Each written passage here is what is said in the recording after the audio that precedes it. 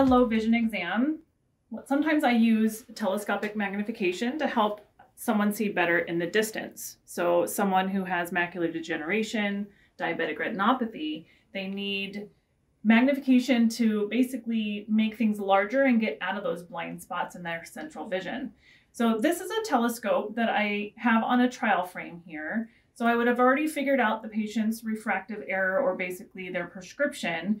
And then I use a telescope here to see how much better they see with that magnification.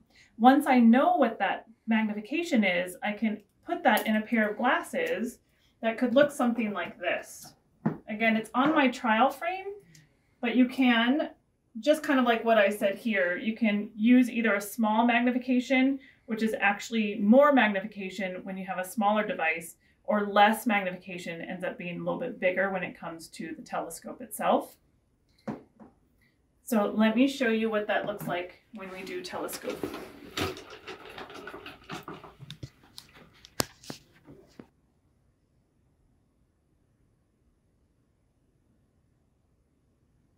Great. So you're looking at your regular glasses, and then when you want to look off into the distance, that would be for what kind of activities? You can use these activities.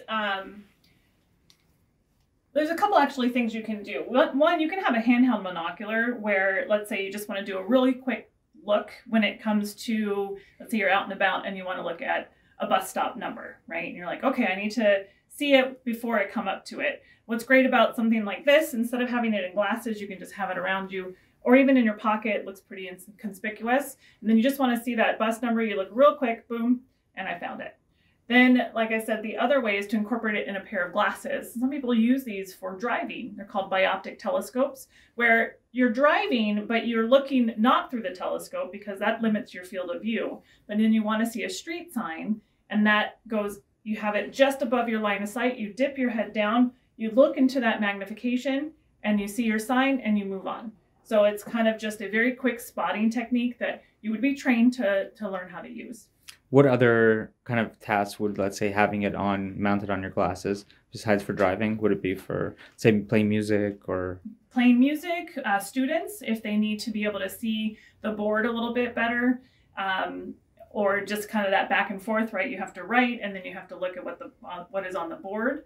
A lot of different uses for that bioptic to where you don't have to have it in your hands. So anything you need that hands-free, as you said, with music, you need to be playing, but also seeing things in the distance. With the telescopes, right? So those are good for reading. Are those also good for other tasks? So these actually can be very helpful for computer as well.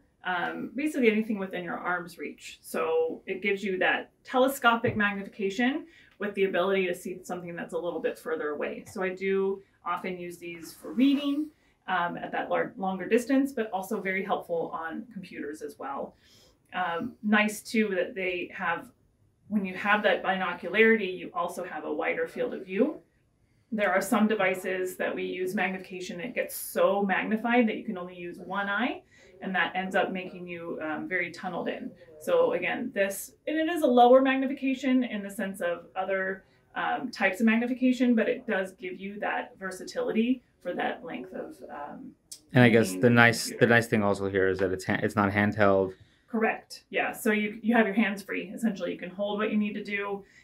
Depending on what's needed, we can also do like things with your hands if you need to do any manicuring or any needle threading, little things like that. You can actually have both hands free to do so.